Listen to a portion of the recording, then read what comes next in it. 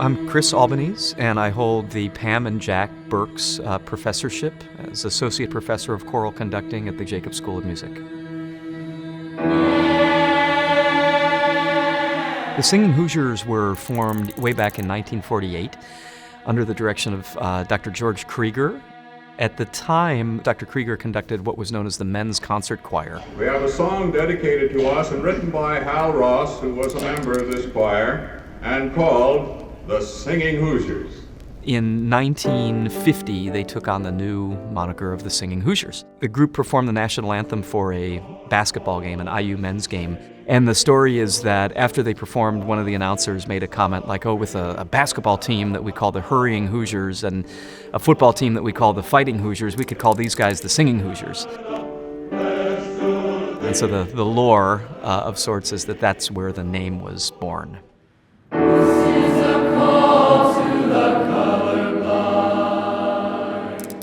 When Dr. Robert Stoll was director of the group, he referred to the Singing Hoosiers as a concert show choir. So there is that kind of syncretic hybrid element to this group and what we do. It's really hard to categorize or kind of fit the group into a box in that regard.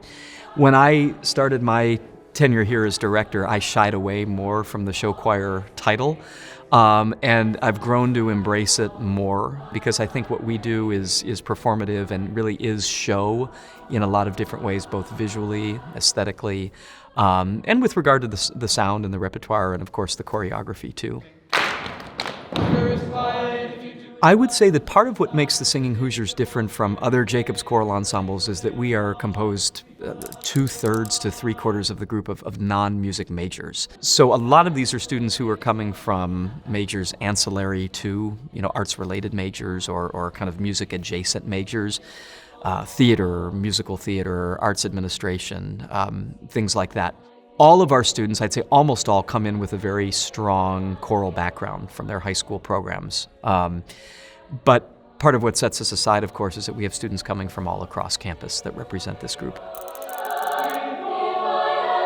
So we have a team of 4 managers, a student manager, an administrative manager, a properties manager who handles riser setups, equipment, logistics, things like that, and a marketing manager, too, that handles external communications and is a liaison to the Jacobs communication department as well. So then those 4, along with me, of course, they're overseen by me, and then we also work with a staff of other students who operate in community engagement roles and part of the student medley team for the spring concert, our education team, and oversee those areas of the organization.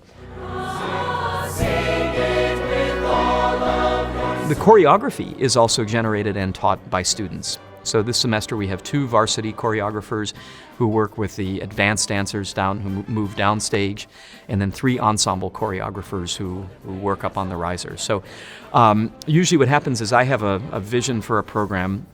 I meet with them, we talk through how to make that happen both sonically and visually, and they generate and teach the movement from there. And then, of course, we want to assure, too, that there's consistency or at least kind of a sense of harmony between the downstage picture and the riser picture, too.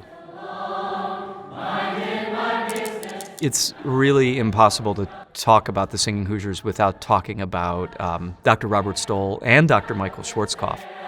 Wonderful you came by. So you get used to sustaining that, okay?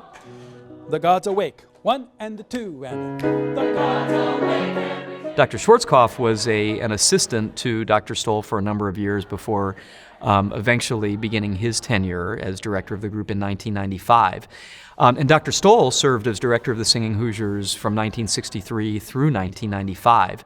So just a considerable tenure. And during those years, that's when you see the Singing Hoosiers beginning, kind of planting the seeds of collaborations with the Cincinnati Pops and the Indianapolis Symphony, performing at Carnegie Hall, participating in USO tours to Europe and Asia, South America, the Caribbean, Greenland, all over the world. So that's kind of when the Singing Hoosiers machine of sorts starts to kind of grow and gain its power. You really can't understate the influence of Dr. Stoll and Dr. Schwarzkopf. Under the direction of Dr. Stephen Zagri, the IU Jacobs School of Music is proud to present the Singing Hoosiers. When I think about Steve Zagri's legacy with the Singing Hoosiers, I think of a couple of things. The first thing I think of are red dresses. So the sopranos and altos in the Singing Hoosiers wore these beautiful lily white dresses for years. When Dr. Zagri took over, he changed the look. So now to the updated red sequin dress, which I think pops really nicely on stage, and of course also reflects, the cream and crimson of IU. So I think about the visual aesthetic. I think also about an emphasis on showmanship, both on show and on virtuosity too in the programming. I look at some of the repertoire that the group performed during those short years, and I think, oh my gosh, this is just absolutely incredible. Some of the things that he was able to do.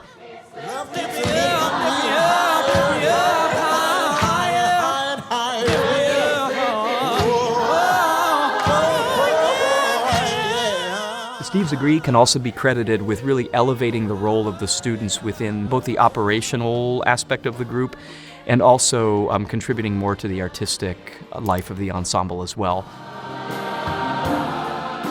So you start to see more, featuring of small vocal jazz ensembles, or the development of Shacapella, the student-led a cappella group, things like that. So he was really instrumental in elevating the role of the students within the leadership of the organization too. When I arrived here 8 years ago now, my goal within the first year was mostly just to kind of take everything in, learn from the rich history, the experiences of the students, get a sense for what the culture is and was, outside of just, what I knew from afar, but to really kind of immerse myself in it and then see from there, like, where is the direction? Where can this really grow? Part of what I've been really proud of is, I think, a continuing of Dr. Zagri's legacy in empowering students to continue to be the focal piece of what we do, highlighting their work both through the student medley process in the spring, through directing Shacapella, through working side by side with me in facilitating clinics, things like that. Part of my goal was to increase the visibility of the Singing Hoosiers both on campus, within the Bloomington community, and within the national choral community as well, and to bring this group back to a place of national prominence. So the invitation to perform at 2 national ACDA conferences in the last 6 years, I think is reflective of that. We're all in this together. And if you're ever feeling tempted to groan, join in the song that we can all sing. Establishing and continuing to develop partnerships with professional symphony orchestras, with other arts organizations within the field, I think is an important part of this too, and so pedagogically valuable for the students too, to have those opportunities. So I think that's where some of my mark has been felt, and in just fostering a community where students feel that they can come and be their most creative, authentic selves too. Through my career as a professional singer, I've worked with Chanticleer in the San Francisco Bay Area before being hired here. Just recently participated in a recording project with the Skylark Ensemble in Boston. I work with Santa Fe Desert Chorale, and then other solo engagements too. Every time I go away and I do a gig, I always come back refreshed in some way. For me, it's so important to continue to maintain an active professional career, both as a vocalist and a conductor, because you take those experiences and you bring it back to the classroom, and that's really beneficial for the students. I think it creates a stronger sense of trust artistically when they know that you've done certain things and are able to, to model in a certain way. There's kind of an inherent respect there. From the conductors that I've worked with and continue to work with professionally, I always glean something too that's beneficial in my own work. And a lot of it comes down, as I mentioned earlier, to creating the space where the singers feel that they can be their most creative and authentic selves. I think that's really important. So it's about creating a high level of expectation, but without being a taskmaster. I don't think it has to be pedantic. But the students know that the expectation is there, that I treat them like professionals, that I respect their musicianship in the way that a conductor working with me in a professional setting would do the same. And I think that kind of has its ripple effects, and it creates a calming environment where they can come and just kind of feel at ease and be their best selves in the process. So I love finding the kind of the through lines of, or the relationships that exist connecting generation to generation when it comes to American song.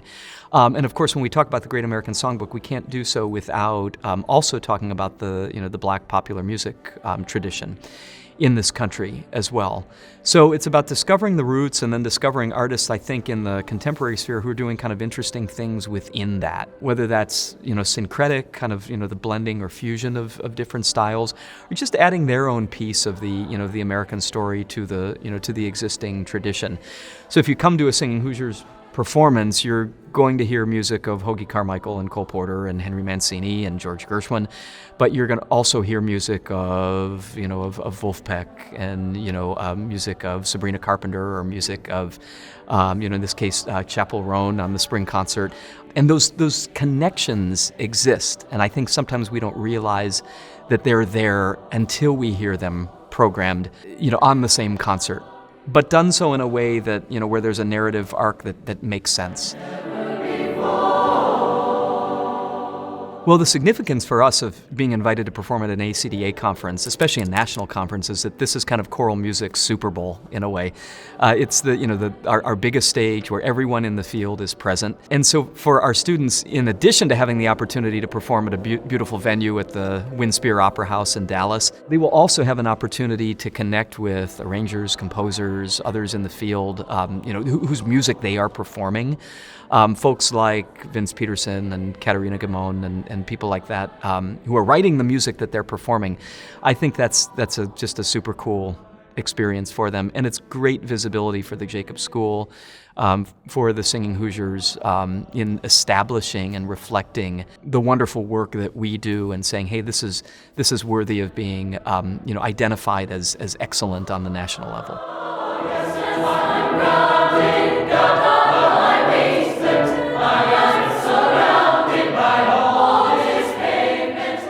We have our spring concert on April 5th, for which a lot of our alumni will be traveling back. Dr. Schwarzkopf will be conducting the Battle Hymn of the Republic again with a group of probably 300, 400 alumni on stage.